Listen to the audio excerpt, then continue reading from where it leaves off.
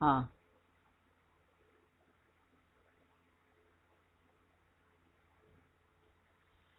कर चले हम फिदा। सबसे पहले इसमें पहला जो है, कर चले हम फिदा जानो तन साथियों, अब तुम्हारे हवाले वतन साथियों। सांस थमती गई, नब्ज जमती गई, फिर भी बढ़ते कदम को न रुकने दिया। कट गए सर हमारे तो कुछ गम नहीं, सर हिमालय का हमने न झुकने दिया। उपर्युक्त पंक्तियों के माध्यम से कवि ने क्या प्रेरणा दी है? जल्दी जल्दी जवाब आप लोग दीजिएगा, कोई चुपचाप नहीं बैठेगा, अदरवाइज मैं अभी भी क्लास ऑफ करके छोड़ दूंगी और मैसेज भेज दूंगी ममता ठाकुर मैडम के पास कि कोई रेस्पॉन्स नहीं आता, इसलिए मैंने क्लास बंद कर दिया। चलिए जल्दी बताइए, उपर्युक्त पंक्तियों के माध्यम से कवि ने क्या प्रेरणा दी है? ये जो पंक्तियां आप लोगों ने अभी सुना, इस पंक्तियों पर कवि ने किस चीज की प्रेरणा दी है? बताइए। उपर्युक्त पंक्तियों के माध्यम से कवि ने क्या प्रेरणा दी है? इस पाठ में, इस पद्यांश के द्वारा कोई प्रेरणा मिल रही है? आखिर वो कौन सी प्रेरणा है? हम्म, बताओ, जल्दी बताओ।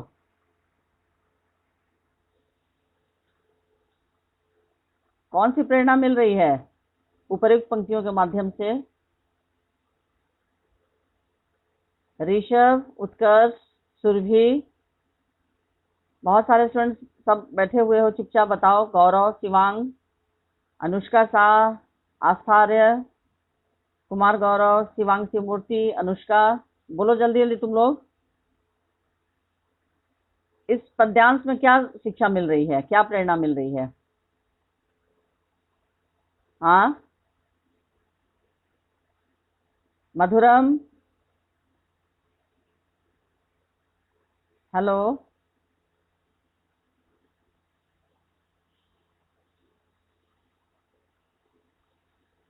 बोलो जल्दी बोलो जी, तुम लोग क्यों बैठे हो? क्या प्रेरणा मिल रही है इस पंक्तियों के माध्यम से? गलत सही जो भी बोल समझ में आ रहा है बोलो। हाँ, हेलो, कौन सी प्रेरणा मिल रही है?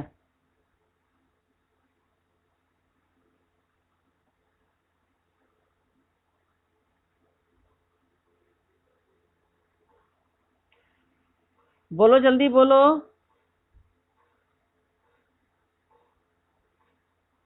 त्विषा, तनिष्क,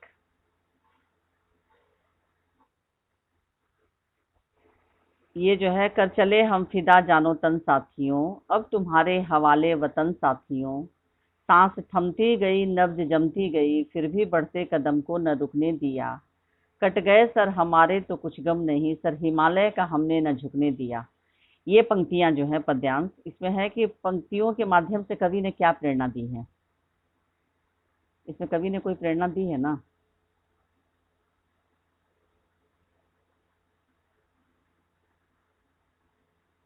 हाँ,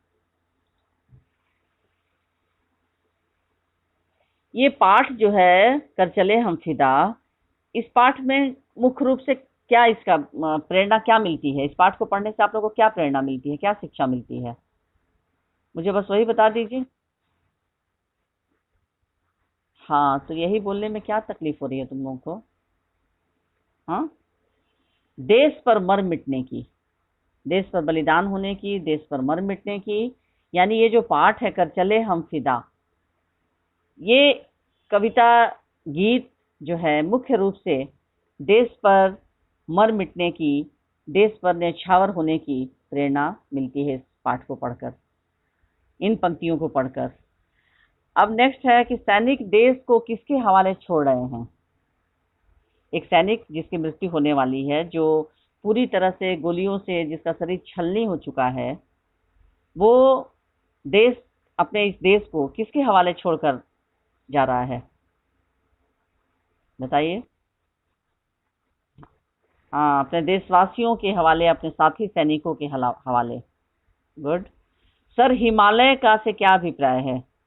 सर हिमालय का, इसका क्या अभिप्राय है?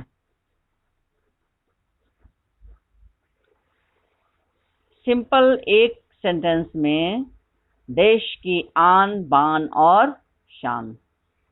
सर हिमालय का, हिमालय जो है वो देश यानी भारत देश की आन बान और शान का प्रतीक है।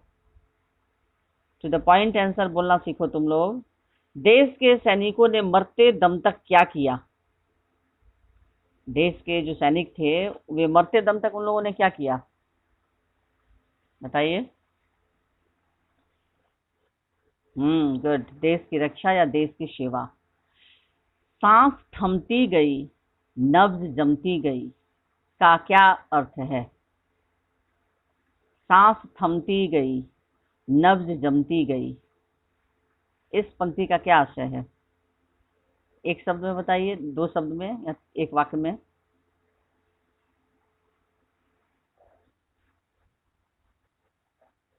हाँ हाँ, वेरी गुड। मृत्यु के समीप, मरणासन यानी जिसकी मृत्यु किसी भी क्षण हो सकती है। यानी वो सैनिक जो है पूरा दे शरीर उसका जो है वो गोलियों से छलनी हो चुका है, पूरे शरीर से रक्त की एक एक कण, एक एक रक्त, पूरी तरह से रक्त का एक एक कण बह चुका है, और सांस जो है उसकी धीरे धीरे थम रही है यानी रुक रही है, और नब्ज जो है यानी धमनी, भेन, वो जम रही है, अर्थात उसका खून जो है वो धीरे धीरे, जो भी बचा हुआ खून है वो जम रहा है, अर्थात वो सैनिक जो है धीरे धीरे मृत्यु के समीप पहुंच रहा है। यानी मरणासन स्थिति, मरणासन का मतलब ही होता है जिसकी मृत्यु किसी भी क्षण हो सकती है। चलिए गुड। ये 10th आई और जे में सब कोई बच्चे को कुछ समझ में नहीं आता है, सिर्फ एक मधुरम ही है जो समझता है बात को, जवाब देता है, बाकी सारे यहाँ प्रमुख दर्शक बनकर आते हैं, और इसका अंजाम आप लोगों को बहुत भयंकर भुगतना पड़ेगा। इस बात को डायरी में नोट कर लीजिए आप लोग, या दिमाग के किसी कोने में नोट कर लीजिए, क्योंकि आपकी जो भी टेस्ट हो रहे हैं, परीक्षाएं हो रही हैं, वो कितनी ईमानदारी से आप लोग देते हैं वो सबको पता है। लेकिन बोर्ड आपको इस बात के लिए कभी कतई इस बात की परमिशन नहीं देगा कि आप बोर्ड एग्जाम तक पहुंचेंगे तो आप सारा टेस्ट जो है, परीक्षा जो है वो देख देख कर ही लिखेंगे बोर्ड में भी। तो अभी आप कुछ नहीं कर रहे, बस अपने पैरों पर कुल्हाड़ी मार रहे हैं। जो बच्चा ईमानदार है, जो पढ़ रहा है, वो जवाब दे रहा है। बाकी यहाँ मुख्य दर्शक बनकर आते हो तो ऐसा नहीं है कि स्कूल आपको नहीं आना है, हो सकता है 1-2 महीने बाद आना हो, उसके बाद क्या आपका हश्र होगा और क्या दुर्गति आपकी होगी, इस बात के लिए तैयार रहेंगे आप लोग, क्योंकि दुर्गति करने में मैं पीछे नहीं रहती हूँ, आप सबको पता है। और अब आप लोग उस उम्र के उस पड़ाव में नहीं है कि अब आप लोग को मार मार कर पढ़ाया जाए। इसका सबसे ज्यादा खामियाजा भुगतना होगा मार्क्स के रूप में, और मैं तो प्रोजेक्ट में जिन जिन बच्चों का आएगा बस उन्हीं को दूंगी, और जिनका नहीं वो मार्क्स मेरे पास है, जिस तरह से मैं भेजती हूँ ना मार्क्स, वैसे वो भी मेरे पास पहला वाला है, और पहला वाला मैं आप लोगों को भेज ही दूंगी। अभी कल टेस्ट हो जा रहा है ना, तो कल का मार्क्स और जो आपका फर्स्ट प्रोजेक्ट का मार्क्स वो मैं भेज दूंगी, आपके ग्रुप पे भेज दूंगी, देख लीजिएगा आप लोग। इसलिए वो भी मैं भेज देती हूँ। 10I में मैं भेज चुकी हूँ, लेकिन 10I के किसी बच्चे ने जवाब नहीं दिया कि हाँ हम लोगों ने देखा है। एक फूल की चाह के आधार पर ही बनाने के लिए मैंने वो भेजा था, वो मेरे पास क्लिपिंग आया था, तो मैंने सोचा कि चलो कम से कम 9 और 10th में, 9th के बच्चों को भी मैंने कह दिया, तो लोग बना रहे हैं कि हाँ मैडम किसी भी चैप्टर का हम लोग बना लेंगे। 10th में भी मैंने भेजा, तो 10th के का मधुरम कह रहा है कि नहीं गया है, तो मैं भेज देती हूँ फिर 10th में, लेकिन छुट्टियों के बाद मुझे चाहिए, और मैं फर्स्ट प्रोजेक्ट का भी मार्क्स आप लोग को भेज ही देती हूँ। कल करेक्शन हो, कल आप लोग भेज, टेस्ट हो जाता है, उसके बाद परीक्षा हो, टेस्ट के बाद मैं मार्क्स, उसका मार्क्स और प्रोजेक्ट का दोनों का भेज दूंगी। चलिए नेक्स्ट। मरते मरते रहा बांकपन साथियों, अब तुम्हारे हवाले वतन साथियों, जिंदा रहने के मौसम बहुत हैं मगर जान देने की रुत रोज आती नहीं, हुस्न और इश्क दोनों को रुसवा करे वो जवानी जो खून में नहाती नहीं, आज धरती बनी है दुल्हन साथियों, अब तुम्हारे हवाले वतन साथियों। बांकपन से क्या अभिप्राय है? बांकपन, हाँ वेरी गुड, जवानी का जोश या लड़ने मरने का उत्साह, बांकपन, जवानी का जोश या लड़ने मरने का उत्साह। नेक्स्ट क्वेश्चन है, जान देने की रुत रोज आती नहीं के माध्यम से कवि क्या कहना चाहता है? जान देने की रुत रोज आती नहीं के माध्यम से कवि क्या कहना चाहता है? बताइए। हम्म। हम्म। हाँ, वेरी गुड।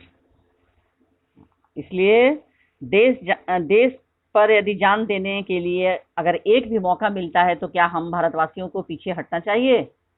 नहीं, क्योंकि देश के लिए न्यौछावर होने की का समय और घड़ी या अवसर रोज रोज नहीं मिलता। अर्थात इस तरह का काम जो है, इस तरह का मौका, इस तरह का अवसर जब भी मिले हमें उस पर अपने आप को न्यौछावर कर देना चाहिए।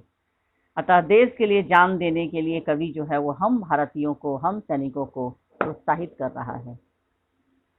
क्या करने का मौका बार बार नहीं आता? यहाँ कवि पूछ रहा है, क्या करने का मौका बार बार नहीं आता? बताइए। देश पर जान देने का मौका बार बार नहीं आता। वीर सैनिक सबसे अधिक किससे प्रेम करते हैं? वीर सैनिक, हाँ, अपने देश या अपनी मातृभूमि से। वीर सैनिक किस पर मर मिटने को तैयार हैं? वीर सैनिक, हाँ, ठीक है, गुड। राह कुर्बानियों की न वीरान हो, तुम सजाते ही रहना नए काफिले, फतह का जश्न इस जश्न के बाद है, जिंदगी मौत से मिल रही है गले, बांध लो अपने सर से कफन साथियों, अब तुम्हारे हवाले वतन साथियों।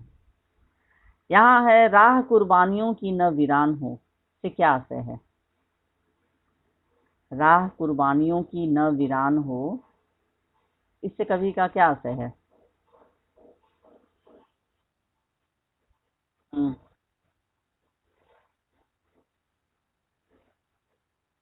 हाँ, यानी यह जो सिलसिला है, देश पर प्राण न्यौछावर करने वाले सैनिकों का जो ये सिलसिला है, ये कभी रुकना नहीं चाहिए। ठीक है। नए काफिले सजाने से क्या तात्पर्य है? नए काफिले सजाने से क्या तात्पर्य है, क्या अभिप्राय है? नए काफिले यानी वीर जवानों की टोली तैयार करना, यानी कुछ सैनिक यदि मारे जाते हैं युद्ध में, वीर गति को प्राप्त हो जाते हैं, तो फिर से नया काफिला सज जाना चाहिए, यानी फिर से नए जवानों की टोली तैयार हो जानी चाहिए। ठीक है। सैनिकों का महत्वपूर्ण जश्न क्या है?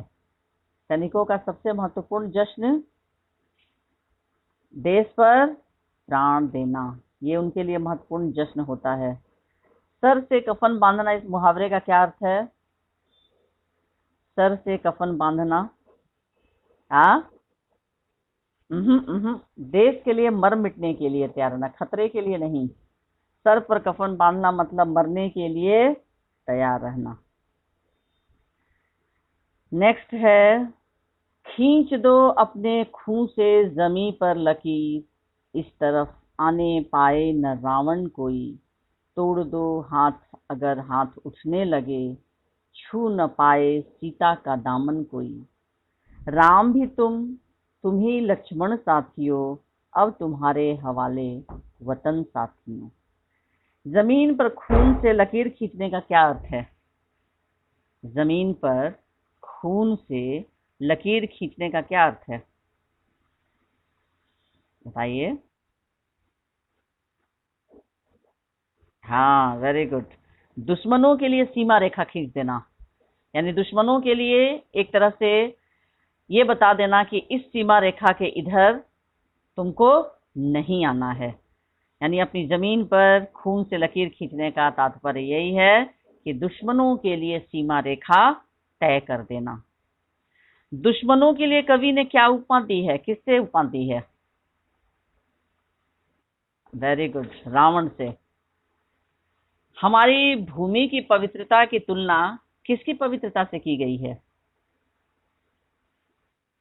हाँ, सीता की, हाँ, सीता की पवित्रता से हमारी देश की पवित्रता की तुलना की गई है। हमारी भूमि को अपवित्र करने वाले तत्वों को क्या करना चाहिए? यदि कोई हमारे देश की भूमि को अपवित्र करना चाहता है तो क्या करना चाहिए? हाँ, हाँ, उसे नष्ट कर देना चाहिए। अगर कोई भी सीता, रावण रूपी यदि कोई भी दुश्मन हमारी सीता रूपी माता का आंचल पकड़ने के लिए, छूने के लिए अपने अपवित्र हाथों को आगे बढ़ाए तो उस हाथ को तोड़ देना चाहिए, उस हाथ को नष्ट कर देना चाहिए। गुड। अब है कि इस गीत की क्या कोई ऐतिहासिक पृष्ठभूमि है? यह जो गीत है, यह कविता नहीं है, ये गीत है। कैफी आजमी द्वारा रचित एक गीत है, इसके रचयिता हैं कैफी आजमी। तो क्या इस गीत की कोई ऐतिहासिक पृष्ठभूमि है? बताइए। हाँ, बताओ। इसकी कोई ऐतिहासिक पृष्ठभूमि? यह गीत जो है सन 1962 में, 1962 में हुए भारत चीन युद्ध की पृष्ठभूमि पर लिखा गया गीत है।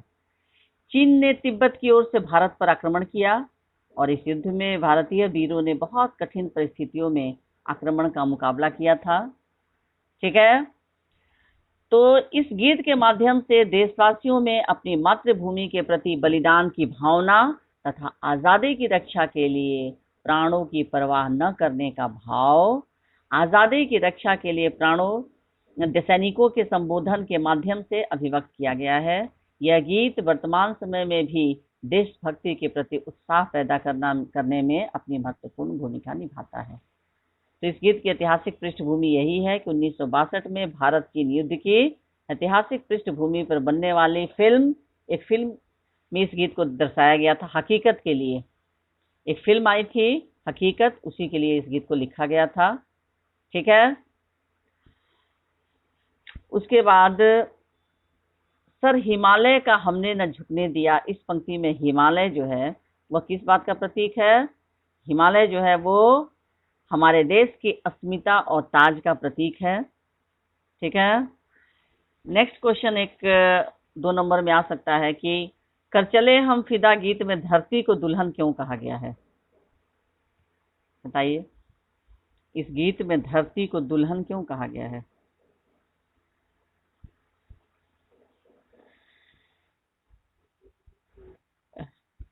हाँ, दुल्हन जिस तरह से लाल सुर्ख जोड़े में को पहनकर दुल्हन, नई नवेली दुल्हन बड़ी सुंदर लगती है, तो ये धरती भी जो है वह वीर सैनिकों के रक्त से पूरी तरह से रक्त रंजित हो गई है। चारों तरफ लाल लहू बिखरा हुआ है। और यह देखकर कवि जो है धरती को दुल्हन कहा गया, क्योंकि जिस प्रकार नववधु की सुरक्षा का दायित्व नवयुवक पर होता है, उसी तरह देश की रक्षा के लिए सैनिक जो है वो अपनी जान दे चुके हैं और लाल रक्त में स्नान कर लाल रंग के वस्त्रों से सजी दुल्हन के समान है। और ऐसा लग रहा है कि धरती ने मानो लाल चुनर ओढ़ रखी हो, और इसीलिए कवि इस बात की कल्पना कर रहे हैं कि यह धरती जो है वो दुल्हन के समान लग रही है।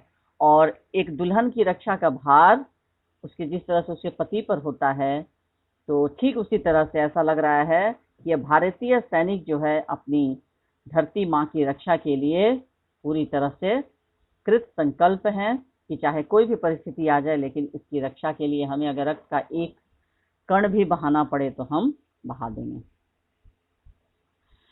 उसके बाद है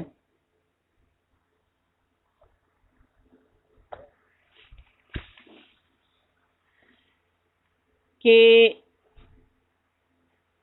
कवि ने साथियों संबोधन का प्रयोग किसके लिए किया है? इसमें वीर सैनिकों के लिए। उसके बाद है कि इस कविता का प्रतिपाद्य, यानी इस कविता का मुख्य सारांश क्या है? कोई बताओ, मुख्य प्रतिपाद्य क्या है इस कविता का? 2-4 पंक्तियों में बोलो। हाँ, मधुरम। हाँ हाँ, सोचो सोच कर ही बोलो। यानी इसका प्रतिपाद्य, यानी इसका सारांश, मूल भाव।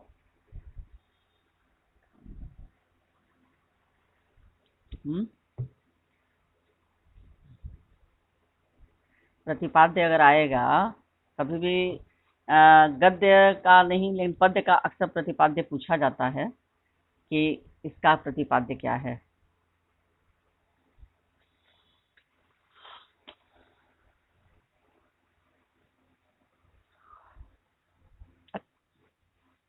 हम्म।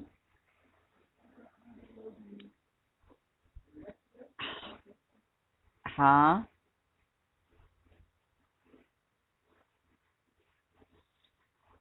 देखो देखो बच्चों, जब प्रतिपाद्य लिखोगे ना किसी भी कविता का, खासकर ये इस पाठ का कर चले हम फिदा, इस कविता का प्रतिपाद्य, तो सबसे पहले तो टिप्पणी लिखोगे कि यह कविता जो है, ये गीत जो है, ये कब लिखी गई थी।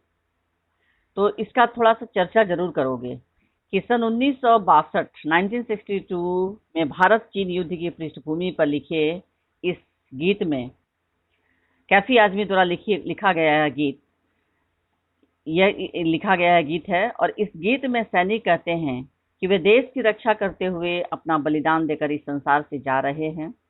यानी शुरुआत इसी से हो रही है ना, कि देश की रक्षा करते हुए सैनिक जो है वो अब इस दुनिया से जा रहा है, और देश की रक्षा का दायित्व देशवासियों पर है। और सैनिक कह रहा है कि दुश्मन से लड़ते लड़ते जब उसकी मृत्यु समीप थी, तो उस परिस्थिति में भी उसने दुश्मनों को खदेड़ना जारी रखा। उसने देश की शान को बचाए रखने के लिए अपना बलिदान दे दिया। नवयुवकों का आह्वान करते हुए सैनिक कहते हैं कि देश पर अपने प्राणों को न्यौछावर करने का अवसर रोज रोज नहीं मिलता है, कभी कभी ही मिलता है। अतः नवयुवकों को अपनी जवानी को देश की रक्षा में लगा देना चाहिए। फिर सैनिकों की इच्छा है कि उनके शहीद होने के बाद भी देश पर बलिदान होने का सिलसिला जो है वो लगातार चलना चाहिए, रुकना नहीं चाहिए, क्योंकि देश पर कुर्बान होने की खुशी तो जीत से भी बढ़कर है। अतः देशवासियों को मौत की परवाह न करते हुए देश की रक्षा के लिए हमेशा तत्पर रहना चाहिए। सैनिक फिर देशवासियों को उद्वेलित करते हुए कहता है कि दुश्मन रूपी रावण को रोकने के लिए उन्होंने अपने खून से एक लक्ष्मण रेखा खींच दी है, क्योंकि सीता के समान पवित्र भारत भूमि की तरफ बढ़ने वाले प्रत्येक हाथ को तोड़ डालना होगा। और इसीलिए उन्होंने तो अपने आप को देश पर बलिदान कर दिया है, और अब ऐसी ही अपेक्षा उन्हें अपने देशवासियों से भी है कि उनके मरने के बाद एक सैनिक जो है वो, जिसकी मृत्यु मरणासन स्थिति में है, वो सोच रहा है कि मेरे मरने के बाद, यानी कोई भी सिपाही यदि इस दुनिया से चला जाता है, तो यह नए सैनिकों का फिर से एक काफिला बन जाना चाहिए, और ये मर मिटने का जो देश पर बलिदान होने का जो काम है वो लगातार होते रहना चाहिए, ये कभी भी रुकना नहीं चाहिए। तो इस तरह से सैनिक जो पूरे पद्यांश का, ये जितने जो पद्यांश दिए हुए हैं, इन सभी का सारांश आपको लिख देना है। बात आ रही समझ में? बात आ रही है समझ में? तो एक तरह से ये इस गीत के द्वारा भारतवासियों में देश रक्षा की भावना को आलोकित करना कवि का मुख्य उद्देश्य है। और कवि ये भी चाहता है कि देश पर मर मिटने के लिए शहीद होने का जो जज्बा है, उसमें किसी भी तरह की कोई कमी नहीं आनी चाहिए। ठीक है, हमेशा सिर पर कफन बांध कर तैयार रहना चाहिए। यह सिर पर कफन बांधना यानी मृत्यु के लिए हमेशा तैयार रहना। ठीक है, तो इस तरह से इसका सारांश प्रतिपाद्य आप ध्यान रखेंगे। ठीक है, उसके बाद है, इस पाठ को तो एक ही पाठ मैंने दिया है। फिर बारी आती है वाक्य परिवर्तन, वाक्य रूपांतरण। तो ये चूंकि गद्य नहीं है, पद्य है, तो इसमें से तो मैं नहीं दे सकती हूँ। ठीक है, तो मैं कहीं दूसरी जगह से भी दे सकती हूँ। ठीक है, जैसे अब सुनिए और सुनकर ध्यान से बताइए। हाँ। हम्म। उसने कहा था, उसने कहा था और वह समय पर आया भी था। इसको मिश्र वाक्य में पहले लिख लीजिए प्रश्न को। उसने कहा था और वह समय पर आया भी था, क्या बनेगा बताओ?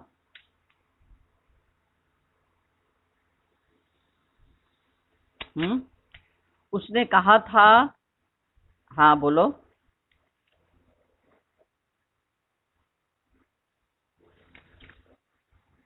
नहीं, जैसे उसने कहा था, इसको यहाँ पर चूंकि क्या बनाए हो, चूंकि उसने कहा था इसलिए वह समय पर आया भी, ये भी हो सकता है, गलत नहीं है। चूंकि उसने कहा था इसलिए वह समय पर आया भी था या आया भी, ठीक है, ये भी सही है, गलत नहीं है। और दूसरा ये भी हो सकता है कि जैसे उसने कहा था वैसे वह समय पर आया भी था, मिश्र में ये भी बन सकता है। उसके बाद नेक्स्ट, तुम जाकर राम को बुला लाओ, इसको संयुक्त में बनाना है, संयुक्त वाक्य। तुम जाकर, क्या बोलो फिर से? तुम जाओ और राम को बुला लाओ, बुला कर लेकर आओ नहीं, तुम जाओ और राम को बुला लाओ। यहाँ पर क्या है, क्वेश्चन क्या है? तुम जाकर राम को बुला लाओ, तो तुम जाओ और राम को बुला लाओ। ठीक है, नेक्स्ट, दहाड़ते हुए शेर ने हिरण पर हमला किया, दहाड़ते हुए शेर ने हिरण पर हमला किया, मिश्र वाक्य बताओ।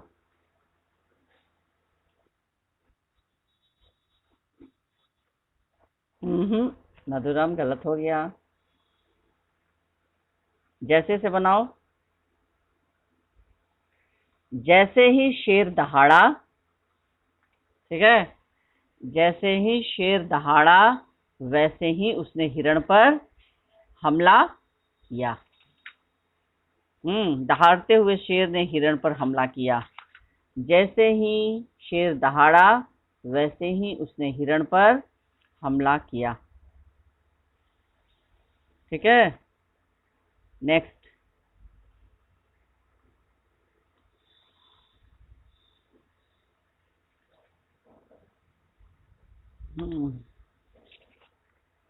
रोहित गांव जाकर बीमार हो गया, रोहित गांव जाकर बीमार हो गया, ये आपका प्रश्न है, इसको बदलना है संयुक्त में।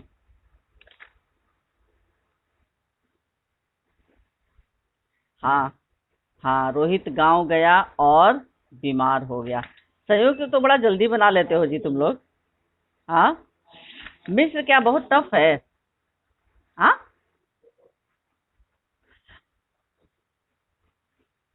मिस्र में तो और आसान ही रहता है, जैसे ही, ज्यों ही, चूंकि। हाँ, ये सोचो। नहीं, तो सोचने का काम तो करना ही होगा, दिमाग भगवान ने इसीलिए ना दिया है, सोचने के लिए ही ना। चलो नेक्स्ट, आलसी होने के कारण वह विफल हुआ, ध्यान से सुनो। आलसी होने के कारण वह विफल हुआ, संयुक्त।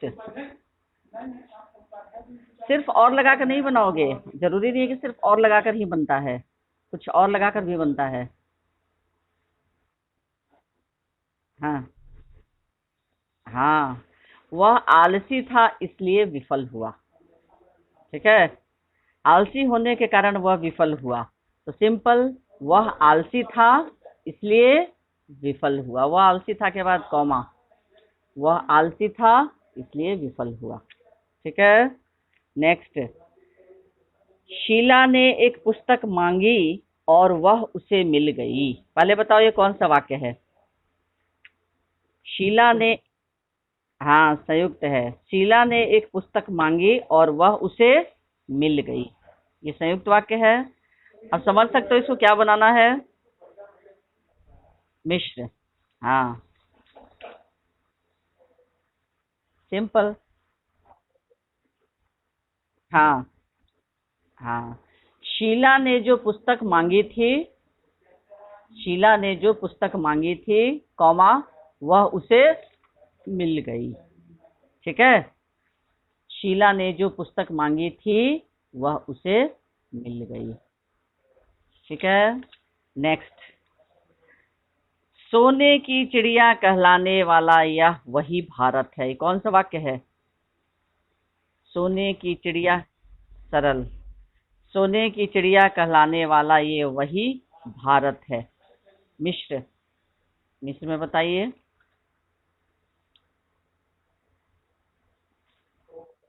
हाँ हाँ, वेरी गुड।